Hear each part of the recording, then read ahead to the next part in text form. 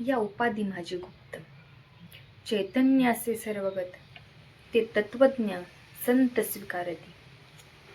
गुरुर्ब्रह्मा गुरुर्विष्णू गुरुर्देवो महेश्वरा, गुरु साक्षात परब्रह्म तस्मै श्री गुरुवे नमः. ओम ब्रह्मानंदं परमसुखदं केवलं ज्ञानमूर्ति, द्वंद्वातीतं गगनसदृशं तत्त्वमस्यादिलक्षणम्, एकं नित्यं विमलमचलं सर्वधी साक्षीभूतं, भावातीतं त्रिगुणरहितं सद्गुरु तन्नमामि, सद्गुरु तन्नमामि. श्रीपादनाथं गुरुराजवैर्यं मुमुक्षाणां ज्ञानदानैक्यदक्षं, घोटीक्षेत्रे निवासिनं तन्नमामि वेदविंदान् वरिष्ठम्. या उपाधी माझी गुप्त, चैतन्य असे सर्वगत, ते तत्वज्ञ संत स्वीकारती. प्रस्तुत प्राप्त प्रसंगी प्रवचन रूपी सेवेकरता म्हणून निवडलेली ओवी, ईश्वरी ज्ञान असलेला ग्रंथराज ज्ञानेश्वरी याच्यामधील दुसऱ्या अध्यायामधील 16 क्रमांकाच्या श्लोक खाली आलेल्या ही ओवी आहे. तर पहा, आपण या ठिकाणी सर्वजण एकत्र आलो, सत्संगासाठी या ठिकाणी सर्वजण जमलेलो आहोत. सत्संग म्हणजे काय? ज्या ठिकाणी संतांचा संग घडतो. म्हणजे सत्संग म्हणजे काय? जिथं सत्याचा संग घडतो, जिथं सत्य सांगितलं जातं, जिथं सत्याची ओळख करून दिली जाते, तो सत्संग. मग सत्य काय? तर सत्यम सत्यम पुनर्सत्यम हरिर्नावेव केवलम. या ठिकाणी सत्य काय आहे? तर त्या भगवंताचं, हरीचं नाम हेच सत्य आहे. दुसरं काय? तो भगवंत, तो सत्य आहे. या ठिकाणी सर्व गोष्टी आहेत, सर्व अशाश्वत आहेत, सगळ्या नाशिवंत आहेत. अवघाची आकार ग्रासियला काळी, त्याहून निराळे ते हे श्रीहरीचे नाम, जे सकळ पापा करी भस्म. ते असणारे हे भगवंताचं नाम हे या ठिकाणी सत्य आहे. नाहीतर बाकी जेवढं आकाराला आले, जेवढं काही डोळ्यांना दिसते, सगळं नाशवंत आहे, सगळ्याचा नाश होणार आहे. जेवढं काही डोळ्यांना दिसते सगळं नाश पावणार आहे. मग संत सांगतात, अविनाश करी आपुली आयसे, लावी मना पिसे गोविंदाचे. जी अविनाशी वस्तू आहे तिला आपलंसं करा, लावी मना पिसे गोविंदाचे. त्या भगवंताचं वेड लावा. कारण अशाश्वत वस्तूच्या जर माग धावत असेल ना, तर सुख सुद्धा अशाश्वतच मिळणार. आणि जर शाश्वत वस्तूचं जर माग जर पळत असेल तर सुख सुद्धा शाश्वतच मिळतं. जे आपण त्याच्यामध्ये सुख शोधण्याचा प्रयत्न करतोय ना, या संसारामध्ये सुख शोधतोय, दिवस रात्र धावपळ करतोय. कशासाठी? की या ठिकाणी समाधान भेटन, याच्यामध्ये सुख भेटन. पण मिळते का? या ठिकाणी कुणाला सुख मिळत नाही. सुख मिळतं पण किती? सुख पाहता जवा पाडी, दुःख पर्वता एवढे. सुख आहे पण किती? फक्त जाऊसा एवढं, आणि दुःख पर्वता एवढं. या ठिकाणी तर सुख नाहीये, पर्वता दुःखाचे डोंगर या ठिकाणी आहेत. काय जण सांगतात, संसार दुःख मूळ, सोहीकडे इंगळ, विश्रांती नाही कोठे, रात्रंदिवस तळमळ. संसारामध्ये सुख नाही, याच्यामध्ये दुःख रूप आहे संसार. दुःख बांधवडी आहे हा संसार, सुखाचा विचार नाही कुठे. हा दुःखरूप आहे संसार, आणि याच्यामध्ये आपण सुखाचा शोध घेतोय, सुखासाठी रात्रंदिवस धावपळ करतोय. सांगतात, सर्व सुखाची आशा जन्म गेला, एक क्षण मुक्ती यज्ञ नाही केला, हिंडता दाही दिशा क्षीण पावला, माया वेष्टीला जीव माझा, सर्व सुखाची आशा जन्म गेला. फक्त सुखाच्या आशेमध्ये जीवन चाललं, याच्यामध्ये सुख नाही, फक्त सुखाची आशा आहे. हे केल्यानंतर सुख मिळेल, पैसा कमवला सुख मिळेल, मुलं बाळ झाली सुख मिळेल, ही फक्त आशा आहे. पण सुख काय मिळत नाही. मग सुख कशामध्ये? सुख फक्त त्या भगवंताच्या नावामध्ये. कारण की तोच खरा अविनाशी आहे. कारण भगवंताचं आपण जर हे सर्व करण्यासाठी, संसार करण्यासाठी जर आलो असतो, तर हे केल्यानंतर आपल्याला सुख मिळालं असतं, पण मिळत नाही. का मिळत नाही? कारण की हे सर्व करण्यासाठी आपण इथं आलेलो नाही. आपण आलोय कशासाठी? संत सांगतात विचार करा. आलासी कोठुनिया जाशी कवन्या रेठाया, घरदार तुझे नोहे अवघी लटकीच माया, सावध होई बापा काळ लागला मापा. अरे आलो कुठून, जायचे कुठं? आलासी कोठुनिया जाशी कवन्या रेठाया, आलो कुठून आणि जायचे कुठं? घरदार ज्याच्यासाठी ज्याला म्हणतोय ना माझं माझं, घरदार तुझे नोहे, तुझं नाही हे, अवघी लटकीच माया, ही सगळी माया आहे. घरदार तुझं नाही, काहीच तुझं नाहीये. हे सगळं इथं जर आपलं असतं तर जाताना बरोबर घेऊन गेलो असतो ना, पण काहीच बरोबर घेऊन जात नाही, सगळं इथंच ठेवून जायचे. म्हणून हे सगळं आपलं नाही, हे सगळं खोटं आहे, लटकं आहे. या मायाजाळामध्ये, या विषयामध्ये आपण अडकलोय. सांगतात विषय ओढी भुलले जीव, यांची करील कोण कीव, नुपजे नारायणी भाव, पावुनी ठाव नरदेह. या ठिकाणी नरदेहासारखं रत्न प्राप्त झालं, पण काय झालं? विषयाच्या ओढीमध्ये काय झाला? हा जीव गुंतला, विषयाच्या ओढीमध्येच धावायला लागला. विषयांच्या सुखामध्येच, जसं म्हणले विषय कडूय आणि परमार्थ गोडे. पण काय वाटतं जीवाला? विषय गोड वाटतात आणि परमार्थ कडू वाटतो. काय झाली? विषयाची बाधा झाली. जसं एखादा साप चावलेला असतो ना, त्याला जर आपण साप चावलेला असतो, त्याला जर लिंबाचा पाला खायला दिला ना तर त्याला गोड लागतो. मिरची जर खायला दिली ना तर त्याला तिखट लागत नाही, त्याला गोडच लागते. साखर दिली तर साखर कडू लागते. काय झाले म्हणायचं? ह्याला विषयाची बाधा झाली. मग ह्याची बाधा काढण्यासाठी काय करावं लागेल? डॉक्टरकडे जावं लागेल. डॉक्टर औषध देईल आणि त्याच्यानंतर विषबाधा उतरेल. तसंच आपल्याला हे संसार रूपी ह्याची विषबाधा झाली, संसाराची विषबाधा झाली, प्रपंचाची विषबाधा झाली. मग आपलं विष उतरवायचे ना, मग संतांकडे जावं लागेल, संत रूपी डॉक्टरकडे जावं लागेल. ज्या दिवशी संत रूपी डॉक्टरांकडे जातो ना, त्या दिवशी विषबाधा उतरेल. त्यासाठी काय सांगतात? काय करावं लागेल?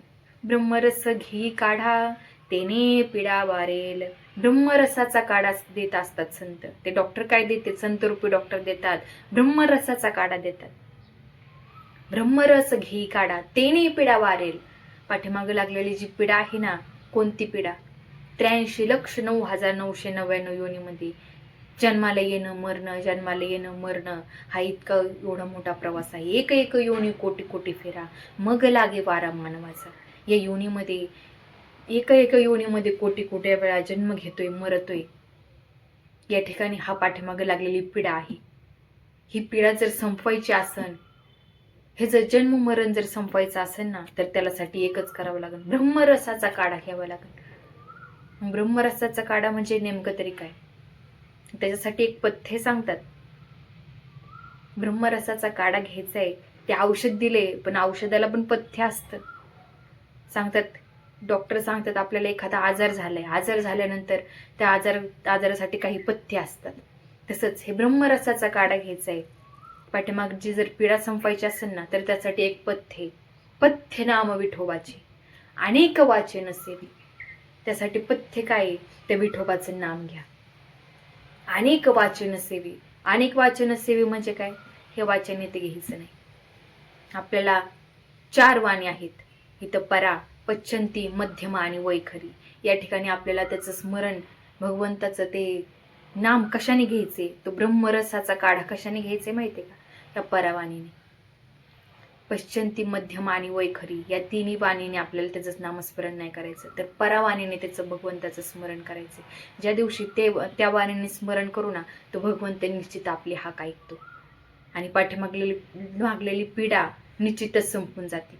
म्हणून परावाणीने आपल्याला परावाणीचं भजन या ठिकाणी मिळालं पाहिजे.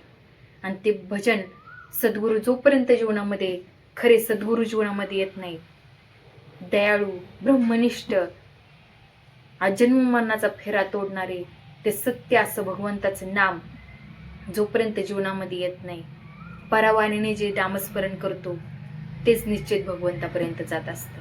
निश्चितच त्यानेच आपण या जन्ममरणाचा फेरा तोडू शकतो. म्हणून त्या वाणीने काय करायचे? त्याचं अखंड स्मरण करायचे. जोपर्यंत त्याचं स्मरण करता करता काय होतं, तद्रूप होऊन जातो.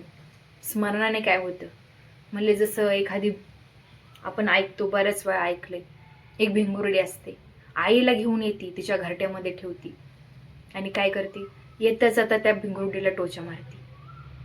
अचानक काही दिवसांनी असं होतं, इथे जाते टोचा मारते, सारखं त्या आईला भिंगुरडीचा ध्यास लागतो की येईल मला डंक मारेल, येईल मला डंक मारेल. तिला ध्यास लागतो, इतका ध्यास लागतो, इतका ध्यास लागतो की ध्यासाने काय होतं, शेवटी तिचा देहामध्ये परिवर्तन होतं, शेवटी ती भिंगुरडी बनूनच उडून जाते. म्हणजे तसं ह्याच्यामधनं सांगायचंय, ह्याच्यामधनं सिद्धांत घ्यायचंय हा. व्यवहारामध्ये जर एखाद्या भिंगुरडीने आईला आणलं, त्या आईला भिंगुरडीचा ध्यास लागला, तिचं चिंतन करता करता भिंगुरडी काय झाली, ती आळी काय झाली, भिंगुरडी होऊन उडून गेली.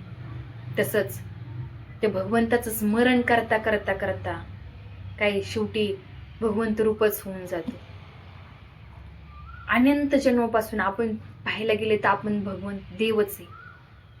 तुका म्हणे हातो स्वय परब्रह्म, मूर्खनेने वर्म संत चरण. अरे देवच आहे आपण, पण काय झाले, अनंत जन्मापासून आपण 83,09,999 योनीमध्ये पुनरपी जननम पुनरपी मरणम पुनरपी जनने जठरे शयनम इह संसारे खलु दुस्तारे पाहे मुरारे भज गोविंदम मूढमते.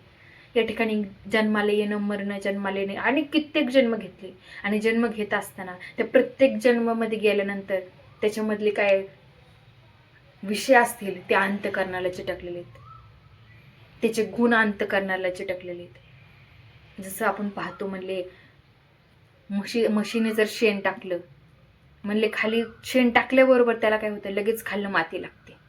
म्हणले आपण त्याला माती लागूनच द्यायची नाही. एकाने ठरवलं, म्हणले माती लागून देणार नाही मी, तसंच लगेच टाकल्या लगेच उचलणार.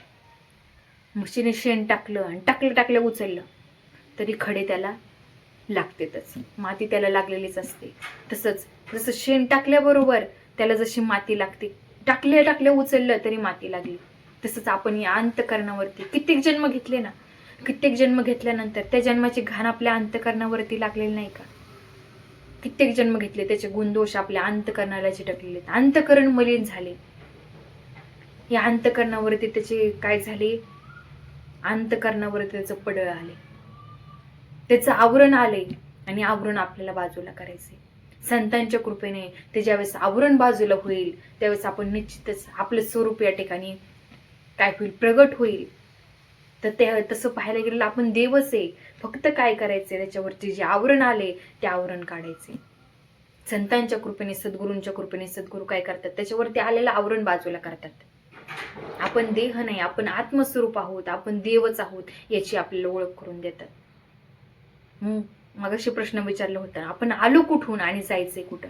तर पहा, आपण आलो कुठून सांगतात, कोण म्हणेन आम्ही आलो आईच्या पोटामधनं आलो आम्ही. पण म्हणले तुझी आई होती तहानी, त्यावेळेस तू कुठे होतास तानी? म्हणले आई तुझी तहानी होती त्यावेळेस तू कुठं होता? नाही उत्तर. म्हणले मी बापाच्या पोटामध्ये होतो. अरे म्हणले तुझा बाप होता बाळ तेव्हा कोठे कठीला काळ, तुझा बापच बाळ होता तेव्हा तू कुठं होता? कुठून आलो आपण? ज्याने तुला पैदा केले त्याला नाही ओळखिले.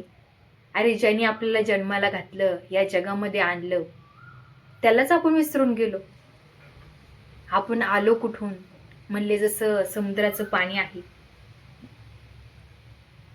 आपल्या गावामध्ये आता पहा पाऊस पडतोय. कुठनं आला पाऊस? पाऊस या ठिकाणी कोण म्हणे ढगात ना आला, कोण म्हणे आभाळात ना आला. पण पहा पाऊस आला कुठून? या ठिकाणी ज्यावेळेस समुद्राच्या पाण्यामध्ये, समुद्राच्या भूगर्भामध्ये वडवाणं नावाचा अग्नी असतो, आणि ज्यावेळेस तो प्रज्वलित होतो त्यावेळेस काय होतं, बाष्पीभवन होतं त्या पाण्याचं, आणि वरती हा वाफेच्या रूपाने वर जातं, आणि काय होतं, त्याचे ढग बनतात. आणि त्या ढगाचंच काय होतं, हळूहळू अनुकूल वातावरण मिळाल्यानंतर या वाऱ्याच्या साह्याने ते आपल्या गावापर्यंत येतात, आणि काय होतं, आपल्या गावामध्ये पाऊस पडतो. आपल्या गावामध्ये येतात, अनुकूल वातावरण मिळालं की त्याचा काय होतो, आपल्या गावामध्ये पाऊस पडतो. पावसाचं पडलेलं पाणी काहीच आपण बरेच जण असतात पाणी साठवतात, काही जण साठवतील आणि बाकीचं पाणी काही नाल्याला जातं, काही ओढ्याला जातं, ओढ्यामधून नदीला, नदीमधून मोठ्या नदीला आणि मोठ्या नदीतनं समुद्राला. मग विचार करा, पावसाचं पाणी आलं कुठून? अरे समुद्रातनं, आणि गेलो कुठं? परत समुद्रातच. म्हणले अरे पावसाच्या पाण्याला सुद्धा कळते, आपण जिथनं आलो आपल्याला तिथं जायचंय. मग आपल्याला कळवं नाही का आपण जिथनं आलो आपण तिथं जायचंय? अरे म्हणले एक प्रवासी निघाला, आपल्या गावाला सुट्टीला बाहेर फिरायला गेला, खूप खूप फिरला, खूप प्रवास केला, खूप आनंद घेतला, आता घरी जायचे. गाडीमध्ये बसला, गाडीमध्ये जायचे, आता गाडीमध्ये बसायचे. पण अचानक अनाउन्समेंट झाली, म्हणले गाडी 2 तास लेट आहे, 2 तास गाडी काही येणार नाही. प्रवाशांनी 2 तासानंतर या ठिकाणी गाडी या स्टँडवर येणार आहे. सगळ्यांनी म्हणले अरे गाडी 2 तासांनी येणार आहे. म्हणले 2 तास आता काय करायचं आपण? म्हणले एक दोन दोघं जण म्हणले चला आपण काय करू, म्हणले आता 2 तास कसा टाइमपास करायचा, चला म्हणले चंपुल्याचा डाव मांडू. चंपुल्याचा डाव मांडला, सगळेजण बसले, चंपुल्या खेळायला बसले.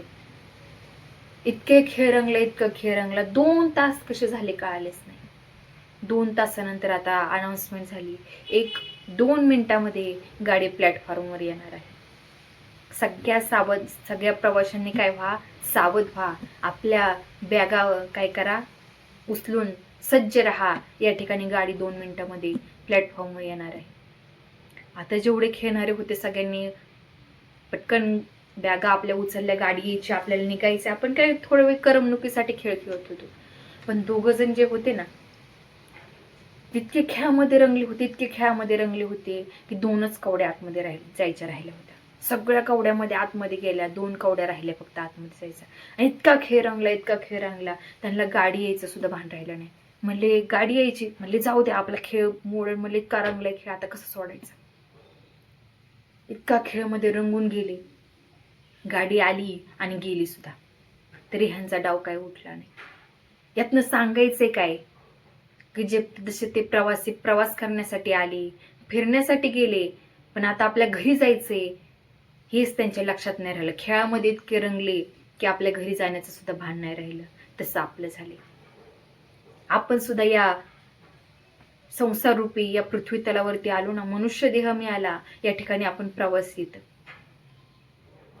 या ठिकाणी काही दिवस या ठिकाणी प्रवास करतोय, या ठिकाणी फिरायला आलोय. इथला प्रवास संपला की आपल्याला कुठे जायचं, आपल्या मूळ ठिकाणी जायचंय, जिथनं आलो तिथं जायचंय.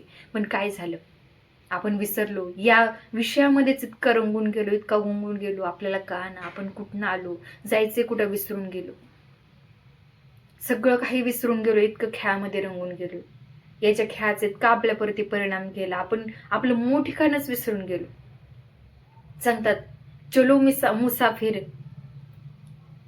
गठडी बांधो गाडी आने वाली है, राम नाम का तिकीट कटा लो घंटी बजने वाली है. अरे हे काही दिवसासाठी आपण प्रवासी आलो इथं, भगवंताचं नाम घेतल्याशिवाय तोपर्यंत आपलं नाम रामरूपी काय करावं लागन, तिकीट काय करावं लागन, आपल्याला काढावं लागन, तरच या ठिकाणी आपल्या गाडीमध्ये बसता येईल. म्हणून आपल्याला कुठनं आलोय, आपण आलोय त्या भगवंतापासून, आणि आपल्याला जायचंय कुठं, परत तिथंच जायचंय, जिथनं आलो तिथं जायचंय. मग जायचं कसं, जाण्याचा मार्ग आपल्याला माहिती नाही. कित्येक जण म्हणते ना आम्हाला रस्ता माहित नाही, आम्हाला जायचंय भगवंतापर्यंत जायचंय. तुम्ही सांगितलं बरोबर आहे, भगवंतापर्यंत जायचंय, पण जायचं कसं, जाण्यासाठी आम्हाला काय करावं लागेल. म्हणजे जसं एखादा रस्ता माहित नसतो आपल्याला, मग काय करावं लागतं, एखाद्या कोणाला तरी विचारावं लागतं, एखादा मार्गदर्शक लागतो. जोपर्यंत मार्गदर्शक जीवनामध्ये येत नाही तोपर्यंत योग्य रस्ता भेटत नाही. तसं म्हणले आपला रस्ता चूक, आपल्याला रस्ता माहित नाही, मग काय करावं लागेल, विचारावं लागेल. ज्याला रस्ता माहिती त्याला विचारावं लागेल. मग कुणाला रस्ता, तिथपर्यंत जाण्याचा रस्ता कोणाला माहिती, फक्त त्या संतांना माहिती. सद्गुरूंच्या कृपेने या ठिकाणी सद्गुरू आपल्याला जिथनं आलो तिथपर्यंत पोहोचवतात. आपण त्या भगवंतापर्यंत पासून आलो, आपल्याला तिथंच परत नेतात. फक्त आपल्यावरती जे आवरण आले ते ठिकाणी संत बाजूला काढतात. ना आपण निश्चितच भगवंत रूपच आहोत, भगवंतच आहोत, देवच आहोत. फक्त काय करायचं, आवरण काढायचंय. आणि ज्या दिवशी आवरण निघल, तसं पाहायला गेलं तर आपल्याला जन्म नाही, मरण नाही, आपण मरतही नाही, जन्मतही नाही, आपल्याला सुख दुःख काहीच लागत नाही, याची बाधा आपल्याला होत नाही. पण काय झाले, याची बाधा आपल्याला होत नाही, पण काय झाले, कल्पना अविद्यातेने झाला जीव, माया उपाधी शिव बोली जाते. जसं म्हणलं ना, आवरण आले, त्या आवरणामुळे काय झालं, आपलं स्वस्वरूप आपण विसरलो. जसं म्हणले, एखादं नदी आहे आणि त्याच्यावरती बऱ्याच दिवसापासून नदी असल्याने काय झालं, त्याच्यावरती शेवाळ आलं. शेवाळ आल्यानंतर शेवाळच्या खाली स्वच्छ पाणी आहे, पण वरती शेवाळ आले. जसं म्हणले, वरती वेल येतो पहा, नदीच्या कित्येक आपण पाहिलं असेल, नदीच्या पाण्यावरती वेल येतो आणि ते पूर्ण पाणी झाकून जातं. मग काय करावं लागतं, ते वेल बाजूला काढावं लागतं. ज्यावेळेस ते वेल बाजूला काढू, त्यावेळेस स्वच्छ पाणी आहेच तिथं. फक्त काय करावं लागेल, ते वेल आडवा आल्यामुळे ते पाणी आपल्याला दिसत नाही. फक्त तो वेल काढावं लागेल, वरती आलेलं आवरण काढावं लागेल. आवरण काढलं तर निश्चितच आपण भगवंत स्वरूपच, आपलं स्वरूप या ठिकाणी प्रगट होईल. जोपर्यंत ते स्वरूप, आत्मस्वरूपाची आपल्याला ओळख होत नाही, जोपर्यंत ते आत्मस्वरूप आपल्याला कळत नाही, तोपर्यंत मोक्ष मिळू शकत नाही. हे आपल्याला हा देह मिळालाय ना, देह कशासाठी मिळाला, की या देहामध्ये आल्यानंतर पाठीमागे एवढे जन्म मरण घेतले, एवढे जन्म मरणाच्या फेऱ्यामध्ये गुंतलो. आता काय करायचं, हा देह मिळाला ना, याच्यामध्ये जन्म मरणाचा फेरा तोडण्याचं काहीतरी साधन कर. अनेक जन्म घेतलेत, एक योनी कोटी कोटी फेरा, मागाशीच सांगितलं, अनेक जन्म घेतलेत. जन्म घेतल्यानंतर आता तोडायचा कसा जन्म मरणाचा फेरा, तोडण्यासाठी काहीतरी शस्त्र असेल ना, काहीतरी साधन पाहिजे. कशाने तोडता येईल, हा जन्म मरणाचं तोडण्याचं साधन म्हणजे काय माहिती का, ज्ञानेश्वर महाराज हरिपाठामध्ये सांगतात, ज्ञानदेवी मंत्र हरिनामाचे शस्त्र, यमे कुळगोत्र वर्जिले. ज्ञानदेवी मंत्र हरिनामाचे शस्त्र, त्या हरिनामाचं शस्त्र घ्यावं लागेल. त्या हरिनामाचं जोपर्यंत शस्त्र जर घेतलं ना, यमे कुळगोत्र वर्जिले, यम त्याचं कुळ गोत्र वर्ज करतो, म्हणजे कुळ गोत्राला त्याचे हात सुद्धा लावत नाही.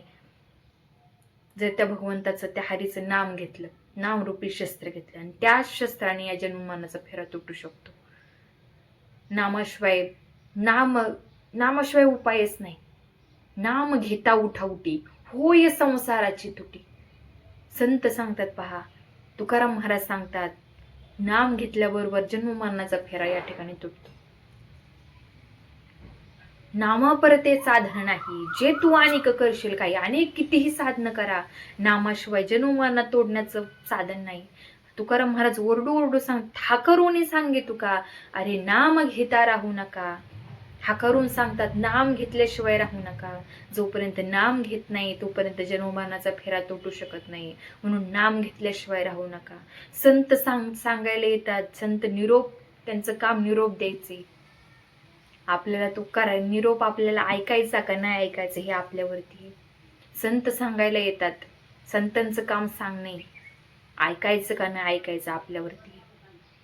ज्याला खरंच ऐकतो ना, खरंच तो भाग्यवान आहे. कारण की हे कळायला सुद्धा अनंत जन्माचं पुण्य लागतं. जोपर्यंत अनंत जन्माचं जर पुण्य नसेल ना, तर त्याला वाटत नाही भक्ती करावं, परमार्थ करावं, भगवंताविषयी प्रेम वाटत नाही, नामस्मरण करावं.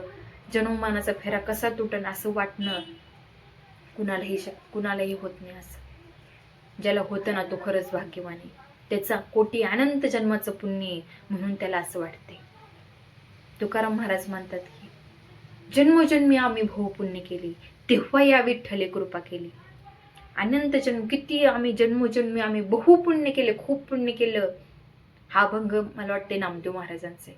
अनंत जन्माचं पुण्य, म्हणून हे भगवंताची भक्ती करण्याचं, भक्तीला लागण्याचं या ठिकाणी झालं. कशामुळं, ही अनंत जन्माचं पुण्य, नाहीतर असं नाही होत. तिळ तिळ पुण्य साचा पडे,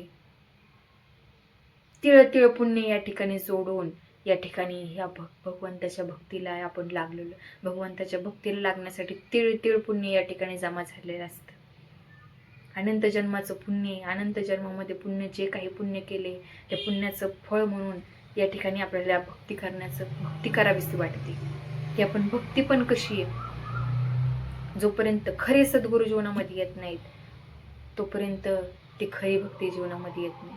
भक्ती तर सर्वजण करतात, परमार्थ सगळ्यांचं चालू आहे, प्रत्येक जण परमार्थ करतोय.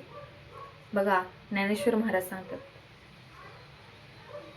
ज्ञानेश्वरीमध्ये अर्जुनाला उपदेश करताना श्रीकृष्ण म्हणतात, देख मनुष्य जात सकळ, स्वभावताच भजनशीळ, झाली असे केवळ माझ्या ठाई. स्वभावताच भजनशीळ झाले असे केवळ माझ्या ठाई, पण काय झालं, ज्ञाने बिन नासले, बुद्धी भेदासी आली, कल्पू नये ते कल्पू लागले अनेकत्व. तसं पाहायला गेलं तर आपण सर्वांचं भजन चालूच आहे, रात्रंदिवस आपण भजन करतोय. भजनशीळ स्वभावताच भजन, स्वभावताच भजनशीळ. देख मनुष्य जात सका, स्वभावताच भजन झाले असे केवळ माझ्या ठाई, पण काय झालं, ज्ञानी बिन नासले, याचं ज्ञान नाही. बुद्धी भेदासे आले, बुद्धी काय झाली, बुद्धीचा भेद, त्या ठिकाणी भेद बुद्धी तयार झाली. ज्ञानी बिन नासले, बुद्धी भेदासी आली, कल्पू नये ते कल्पू लागले अनेकत्व. तसं बघायला गेलं तर आपण एकच आहे, पण काय झालं, कल्पनेमुळे अनेक दिसते. कल्पनेमुळं आपण सर्वजण या ठिकाणी वेगळं वेगळं दिसते. तसं बघायला गेलं तर आपण एकच आहे.